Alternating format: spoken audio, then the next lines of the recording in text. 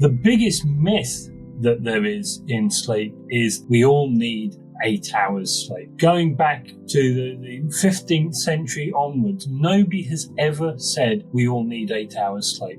In fact, they've said everything but that. Sleep need is individual. It's like height or like shoe size. It's genetically determined and it is what it is. That's the 21st century problem with sleep, that people cannot switch off. They're always on fear of missing out.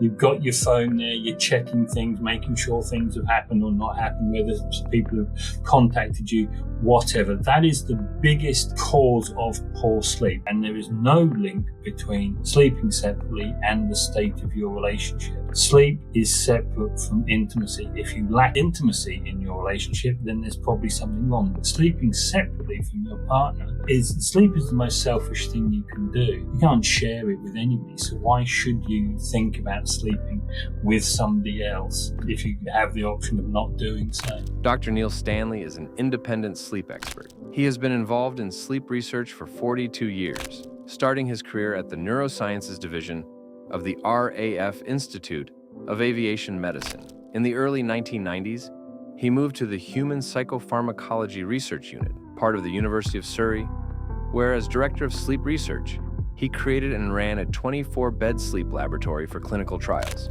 He is the past chairman of the British Sleep Society and a member of the European Sleep Research Society, the American Academy of Sleep, and the World Sleep Society. He has published 40 peer-reviewed papers on various aspects of sleep research and psychopharmacology, and is widely quoted by the media as a sleep expert. He is the author of the books How to Sleep Well and Sleep Divorce, How to Sleep Apart, Not Fall Apart.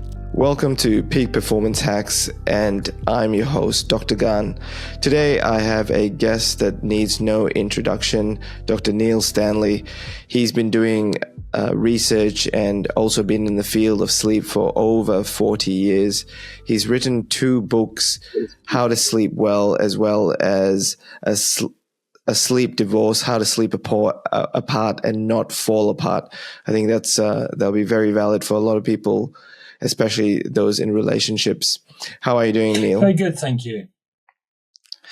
Very good. I thought if I was going to talk about sleep, or I should get an expert who's been doing it for over 40 years, and you came up. And I think some of the important things about sleep is that everyone is talking about it now. There is an importance. We spoke about this before the show started, that, there's a bit of light on it. But there's just a lot of myths out there, and people aren't really sure exactly starting from how long do you need to sleep versus what are the things you should be doing before sleep. Can you talk to us a little bit more about sleep in terms of, especially for that peak performer wanting to get that edge? Well, the first thing to say about sleep is that it's the absolute foundation of good physical, mental, and emotional health. Often people describe it as one of the pillars of health, but that doesn't make any sense because pillars are separate and sleep isn't separate. Sleep is the foundation. Everything else comes from having a good night's sleep. And so we mess about with our sleep at our peril. And the problem is, people who are busy or think they're busy, the one thing they do is they injure their sleep. They compress their sleep. They think they can get by with less sleep. And it's strange because it's the one field where, as an expert, I get asked, how can I get by with less sleep? You wouldn't say to your personal trainer, how can I get by with doing less exercise? Or your nutritionist, how can I do with eating worse, more unhealthy food? But people think that they can do without sleep, that they can neglect their sleep. So the first thing to say when we talk about sleep is the only way you're going to get a better night's sleep is if you see sleep as important. And if you don't see sleep as important, you're never going to do the behaviors that are going to be beneficial for sleep. The biggest myth that there is in sleep is the 8-hour myth. We all need 8 hours sleep. Nobody has ever said that. Going back to the 15th century onwards, nobody has ever said we all need 8 hours sleep. In fact, they've said everything but that. Sleep need is individual. It's like height or like shoe size. It's genetically determined, and it is what it is. So some people, only a small amount, but some people can get away and thrive with 5 hours sleep. Other people need 10 hours to thrive. I personally know that I need 9.5 hours sleep to be at my best. And so in order to get 9.5 hours sleep, I have to be in bed for at least 9.5 hours. I can't do any less. And essentially the amount of sleep you need is very easy to work out. It's the amount that allows you to feel awake, alert, and focused during the day. So if you feel awake, alert, and focused during the day, you've had enough sleep. However much sleep you've had enough sleep. If you feel sleepy during the day, you desire sleep during the day, then you almost certainly haven't had enough sleep. So that's the key thing to remember, is that you need to get the sleep you as an individual need. And that sometimes... I think, Neil, sorry to interrupt you, but I think one of the things that sort of pops up is that obviously for the person that's on the go all the time, family, work, business, you just named the list there. Sometimes they're running on adrenaline, and because they're stressed, they constantly have tons of things to do. Sometimes they may feel that they're actually awake and alert because it's just adrenaline. How do you speak to that? Well, it is. You can do adrenaline in the short term. You can't run on adrenaline on the long term. If you believe that, then you're fooling yourself. You're accepting suboptimal performance and believing that you're being useful. So it's far better to be useful for 12 hours than suboptimal for 16 hours. And this get up and go, this 5 a.m. club, I'll sleep and I'm dead, is just a nonsense. It is just bravado. And people say, Napoleon was a short sleeper. No, he wasn't. If you read the diaries of his secretary, he says that Napoleon actually slept a long time and didn't want to be woken up. Thomas Edison despised sleep. He despised sleep in his workers because he was a capitalist and he was working his workers really hard. He actually used to come home from Menlo Park, eat his dinner, and then feel obligated to go back to Menlo Park because the newspapers expected it of him. He hated this myth that he could not get the sleep. Trump says that he doesn't need much sleep. Margaret Thatcher, supposedly. There's no evidence for this at all. It is just bravado. In the past, in the dim and distant past, you stayed awake in order to praise God. And God thought this was a good thing. And God rewarded you for your piousness. We've just replaced God with our share price, our stock price. We pretend that we don't sleep in order to be superior to other people. And this is going back to Napoleon. His secretary said, people said that Napoleon didn't sleep much because sleep is incompatible with greatness. And that is the exact point. People think that they are good if they don't get sleep, or they're achieving something if they don't get sleep. These people who get up at 4 o'clock in the morning, go to the gym, do their emails, meditate, all this sort of thing. Fine. Let them do that. They will be dead before I am because they are neglecting their sleep, which is the key thing. And it's true that they will injure. If you have a poor night's sleep, you're 4 times more likely to catch the common cold the next day. And that goes with any infection. Your immune system is compromised if you don't sleep well. So why would you do that? So what are the causes of really poor sleep other than, I mentioned stress. I think that seems to be a very big factor, especially for on-the-go professionals. Yeah, stress, anxiety, rumination, busy mind. In order to get sleep, you need three things. You need a bedroom conducive to sleep, so one that's dark, quiet, cool, comfortable. You need a relaxed body and a quiet mind. Now, a relaxed body means a body without disease, dis-ease, uncomfortable, pain, anything like that, anything that affects the well-being of the body will stop you sleep. But then for most people, it's the quiet mind. You're always on, you're on your phone, you're thinking about problems, you can't wind down, you can't switch off.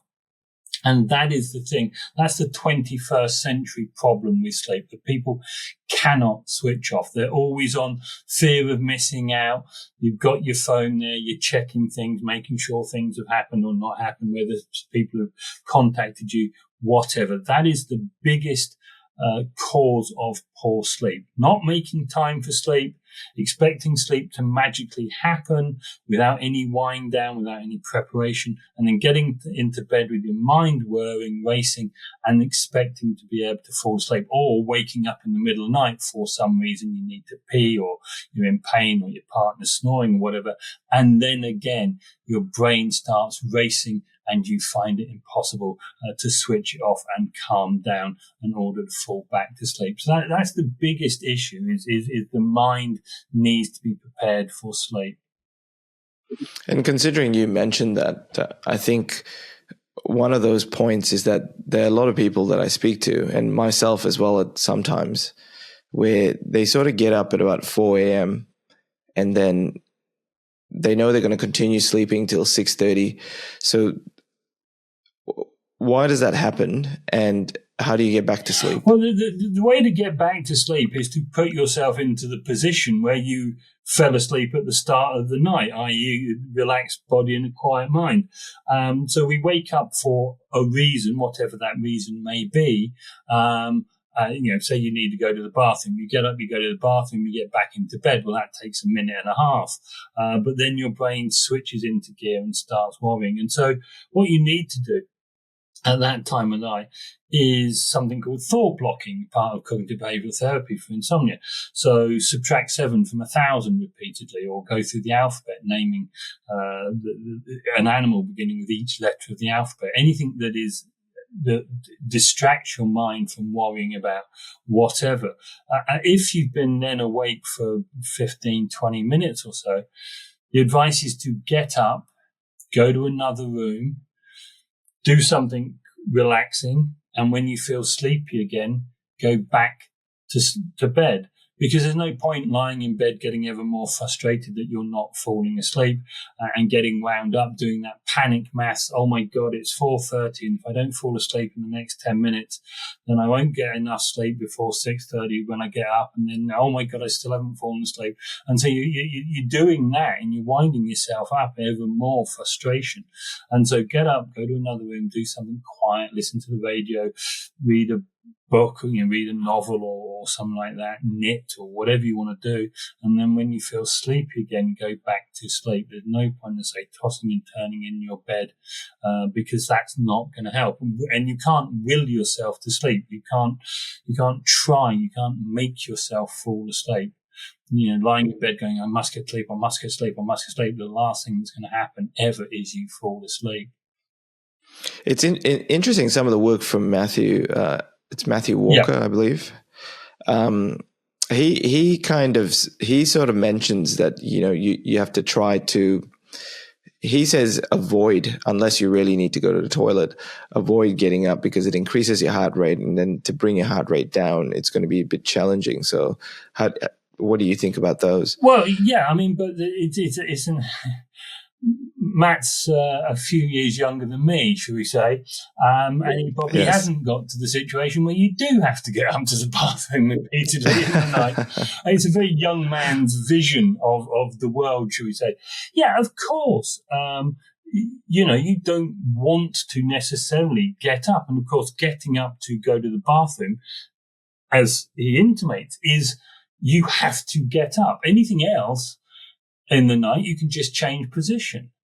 in the night. But in Yeah. order to go to the bathroom, you have to get up and go. But as I say, what's worse, getting up and going to pee or lying there thinking, should I go for a pee?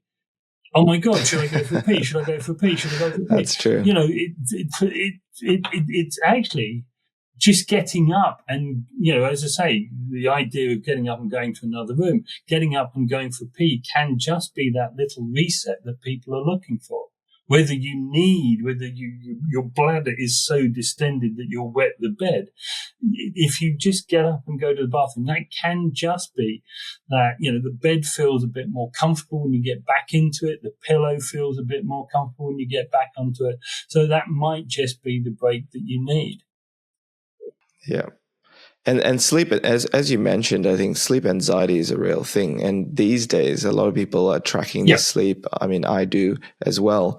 And oftentimes, if you're not hitting the numbers or your heart rate variability is not up to the standard, you kind of feel like you've let yourself down. So how would you look at people that are doing this, and what advice would you give them? Don't do it. It's a waste of time. It's an absolute waste of time. Right. And it's actually damaging because it causes what's known as orthosomnia, this obsession about getting a perfect night's sleep. You get a number on a tracker. It doesn't have any units attached to it. It's 75, but 75 what? And is 75 good? Well, it tells you it's not that good. So that next night you go to bed thinking, I want to get to 80. But you don't know how to get to 80. You don't know what to do to get to 80. And what happens when you get 65? Oh my God, what have I done? I failed. I've got a terrible night's sleep. What am I going to do about it? This is appalling. I've got to try even harder the next night. I've got to lie there willing myself to sleep.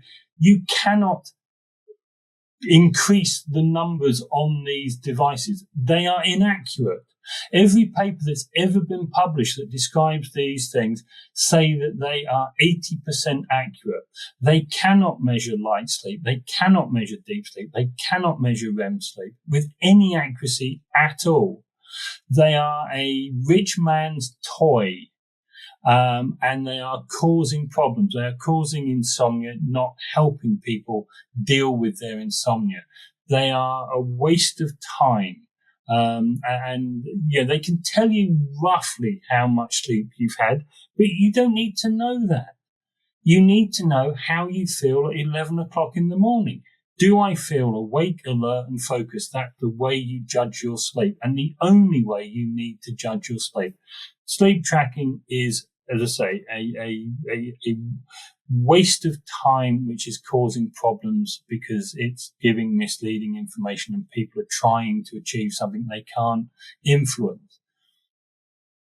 It's interesting you put it that way because it's all the marketing in the media out there saying that it's gonna change your life, and now because sleep is such a big thing and everyone seems to be talking about it, it almost feels that it's getting its limelight right now. But what do you think are sort of the biggest? We spoke about myths, but what do you think are the biggest problems people have when it comes to sleep that you have seen, and do you think it's like sort of the majority of the clients and patients that you see? I'd say majority of people just don't make time for sleep. They have their bedtime routine is to switch their TV or their laptop top off, have a pee, brush their teeth, flop into bed, and expect sleep to magically happen. That isn't gonna happen, and that's going to cause a big problems. Not having a bedroom that's conducive to sleep. People, will buy a cheap and nasty bed. They'll have light curtains on because they're fashionable. They won't even think about their sleep environment in any way, shape, or form. For a lot of people, if they're working from home, their bedroom is their office, which is completely opposite of what good sleep hygiene would tell you. You should only use your bedroom for sleep. For many people, that's not possible, and so that is an issue. I did the first, you mentioned my book, A Sleep Divorce, at the start. Yes. We did a study. I did one of the first studies on couples and sleep back in 2005, showing much of your sleep disturbance is caused by your bed partner, either making noises or moving. And we don't think about that. We don't see that as a problem that we need to solve. And so those are the main things that can go wrong with people. To sort of deal with a myth which comes in here, sort of thing. People talk about blue light as being disturbing of sleep. Well, that's not true. That's a story from 15 years ago. Lots of data has come along that's shown it's not true. It's any light before bed, and people have different sensitivities to light. Some people need just a candlelight's worth of light to disturb their sleep. Other people would need the amount of light that you're sitting in now to disturb their sleep. So any light, but it's also what you're doing. If you've just watched The Exorcist on your tablet, you're probably not going to fall asleep, whether it's blue light or green light or any other light. It's that stimulation of the mind. It's that not having that wind down. And so people, again, say, are obsessing about, if I strip blue light out, then it's fine to watch TV or whatever. And, we now know that even a paperwhite, even something like a Kindle, will disturb your sleep because it's light, not the color of light, that's important. So it's avoiding that light. And again, this is something that we don't do. Our bedrooms have quite a lot of light in them. Every extension lead, the TVs, standby light, there's quite a lot of light in our bedrooms. And that, again, can be quite a significant impact on people's sleep. So you mentioned your book about the sleep divorce, and I think I read it somewhere that in the European cultures, a lot of them believe in sort of sleeping in separate rooms, but there's also this idea that there's a connection with your partner sleeping in the same room. How do you sort of divide the two, and is there any benefit in sleeping in separate rooms? There's a huge amount of benefit because it's the natural way. Humans are the only animals who sleep together for intimacy. Other animals may sleep together or huddle together for warmth or for security. But humans are the only animals that sleep together for intimacy. And if you look at it from a historical point of view, it's only poor people who sleep together. Rich people who have the space not to sleep together don't. And throughout history, from the ancient Romans onwards, separate beds, separate bedrooms were a status symbol. They were the saying that I am rich. The benefits in what we arrogantly called primitive cultures, non-industrial cultures, where they sleep more as a group, is that again comes from that safety and security. But now we have houses with windows, with doors, with locks on. We don't need to sleep together if we have the space. As I say, much of your sleep disturbance is caused by your bed partner. It affects, and this affects your relationship with your bed partner, because it means that you have more rows and arguments the next day. You lack empathy. You have more fights with them. Even there's a link between poor sleep and spousal violence. So it's not something to be taken lightly, but as I say, I know that some people don't have the space to practice sleeping separately, but if you do, then it can be a very, very easy way of improving sleep. And there is no link between sleeping separately and the state of your relationship. Sleep is separate from intimacy. If you lack intimacy in your relationship, then there's probably something wrong. But sleeping separately from your partner sleep is the most selfish thing you can do. You can't share it with anybody. So why should you think about sleeping with somebody else if you have the option of not doing so? What about having a separate beds? Does that make a difference? Separate beds makes a difference, except for the noises that people make. People make noises, but yes, I mean, on a practical basis, sleeping with separate duvets. I have two long duvets that come from Holland, and because the Dutch, I mean, I'm tall, but the Dutch make these long, wide, single duvets, and I have those on the bed, so I can do with my duvet what I want and have it at the tog that I want, and my partner can have what she wants. So there are these practical things you can have. So twin beds or zip and link beds where they have different firmness because you perhaps want a different firmness on the bed than your partner. All of these things can be done. Talking about the noises you make, encouraging your partner if they do make noises during the night to, try and get that resolved. Certainly if it's sleep apnea where you pause breathing during the night and you have the roaring snore, that needs to be treated. They need to go to the doctor and get that sorted. So, but again, it's that taking that responsibility for sleep and negotiating, talking to your partner about sleep. We talk to our partners about every aspect of our life except for our expectations about sleep and what the partner does in the night that annoys us and what we hope they could do to help us. We don't do that. It's really, really bizarre. Interesting. And what about, since we're talking about sleep and beds in separate rooms, what about the temperature of the room?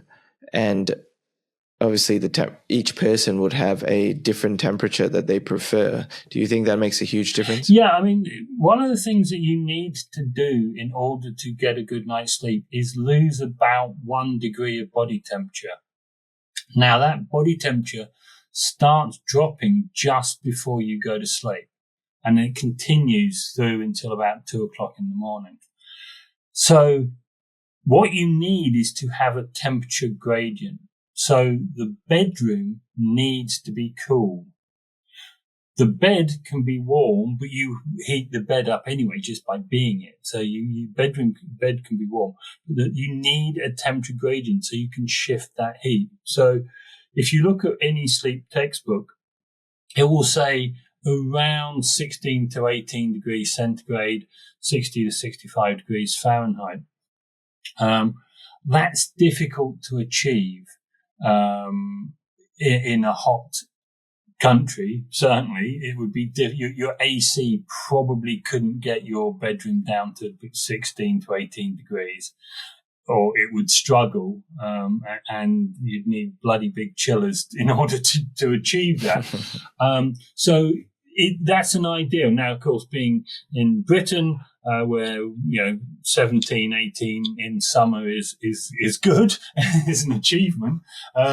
It's easier to have the bedroom cool, but in a hot country, it is much more difficult to achieve that. But yes, people have differences. We know that there are differences in people's perceptions, or even gender perceptions. Females are usually colder than men, or perceive that. And as I said earlier about the duvets, I mean, I sleep under a Tog 4 duvet pretty much every night of the year. My partner's under 2 Tog 15 duvets. So our perception of cold. So it's not a hard and fast science, but losing that temperature is an important part of getting a good night's sleep, and therefore the room needs to be cool. The bed can be warm if you need to, but this is therefore we're losing the heat out of our head and face, and that's where we get. So you're saying 16 degrees would be sort of the right temperature. 16 to 18 degrees most people.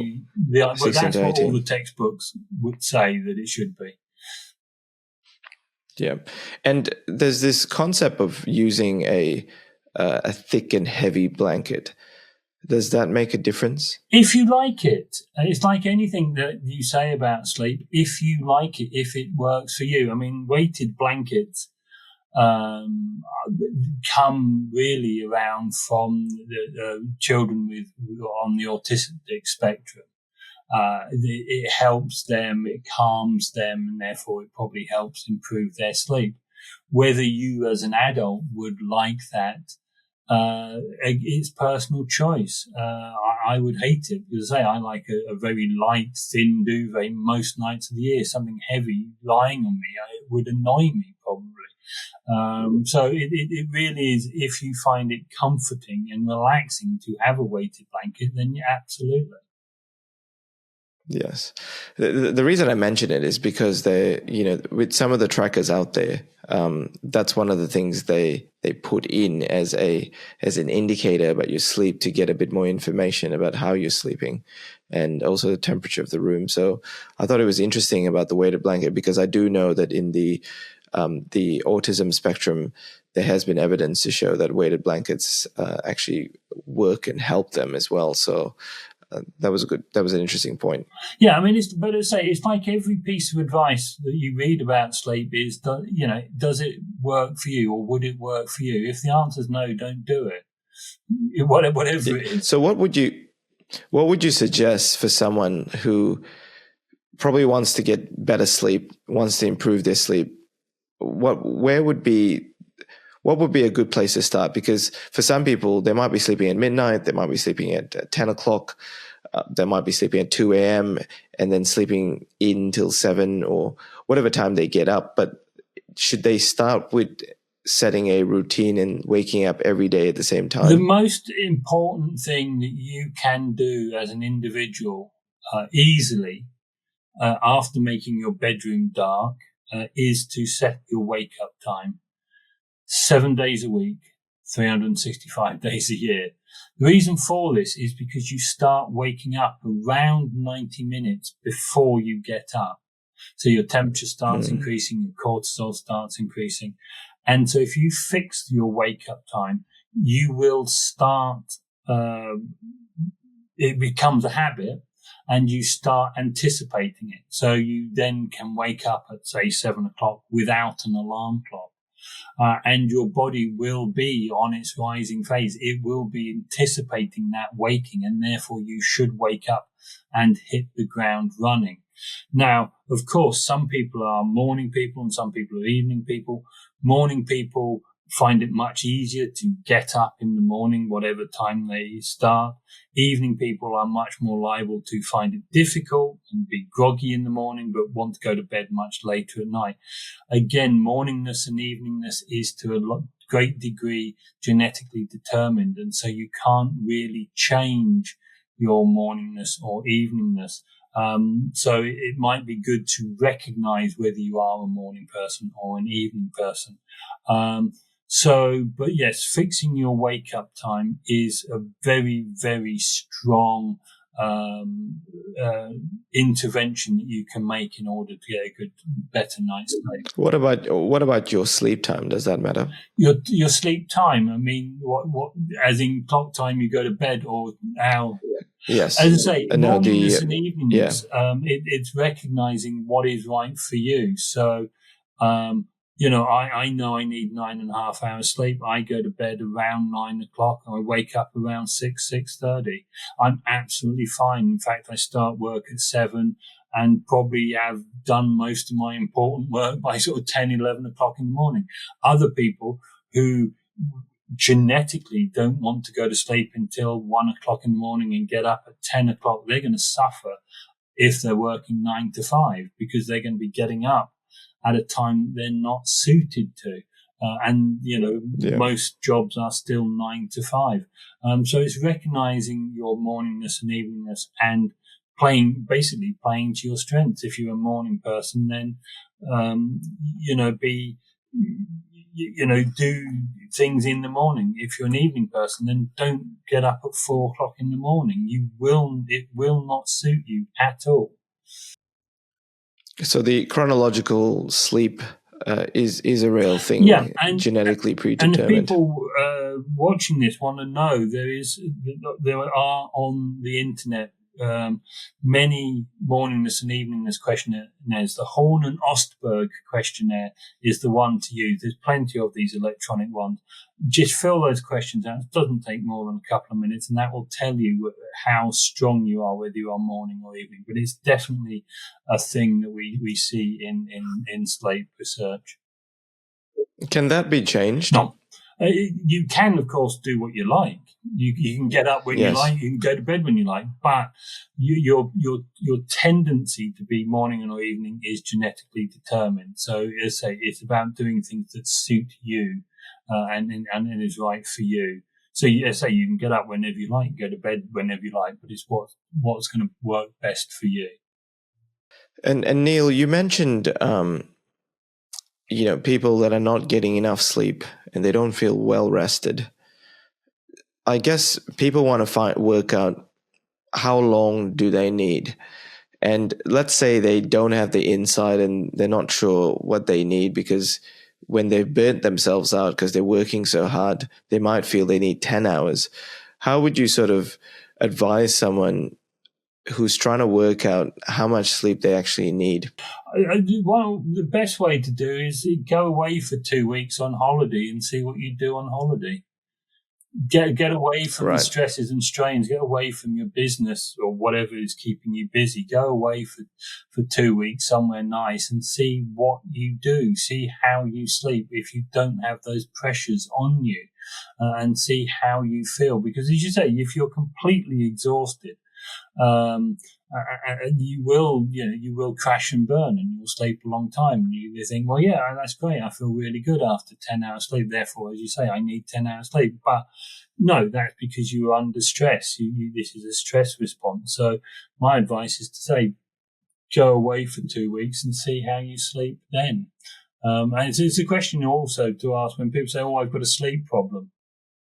You say, well, how do you sleep when you go on holiday? Oh, I sleep fine. Well, you don't have a sleep problem. You have a life problem.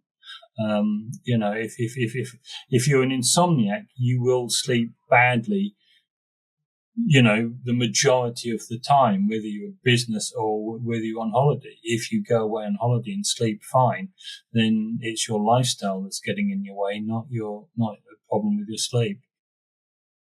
And what about meditation? Do you think that helps to sort of quieten the mind before you go to bed? Anything that helps you. I mean, meditation, mindfulness, yoga, listening to your favorite music, whatever works for you. I mean, some people will say, well, I can only fall to sleep if the TV's on. I can only fall asleep if I'm listening to the radio or listening to music or whatever, or, meditation. If it works for you, if you find that it is quiet and relaxing, then yes, absolutely. And earlier you mentioned that people not getting their sleep have a higher chance of actually dying earlier. Yeah. In terms of longevity, what can someone do to aim for, other than the fact of sleeping on time and getting the right amount of sleep? How much more can they save in their lives by getting better sleep? I mean, again, if you give your body and brain the opportunity to get the sleep it needs, it will take the sleep it needs, and it will do all that it needs to do in terms of the stage of sleep, etc., etc. So really, it is just a case of giving your body and brain that time for sleep, working out what is optimal for you, and then doing it, waking up at that regular time. And they say poor sleep has been associated with an increased risk of heart disease, dementia, diabetes, obesity, some cancers, suicidal behavior. There's no good thing about bad sleep. But as I say, the first thing you need to do is give your body and mind the ability or the chance to get the sleep they need. And then, as I say, that's the only thing you need to do with sleep. Sleep is self-regulating. If you are asleep, the body and brain, if you are asleep for a sufficient time, the body and brain will do all the things it needs to do. You can't influence the amount of deep sleep or REM sleep that you have during the night. You just need to, be asleep for an uninterrupted period of time, which is correct for you. For most people, that's going to be somewhere between 7 and 9 hours. Anything less than 6 hours is going to be a problem for the vast majority of people. So 7 to 9 hours is a good way to start. But as I say, all you need to do is, as I say, sleep well for the right amount of time for you, and everything good will happen after that. I sometimes get this debate with some people who say that 4.5 to 5 hours is all they need, and they feel good with it. Do you think that's possible? It is possible. There is probably 0.001% of people who can absolutely thrive on 4 to 5 hours sleep. They're very, very rare. But I bet you they're so statistically rare that I bet you've never met one. So the people who are telling you this, right? Again, they're just boasting.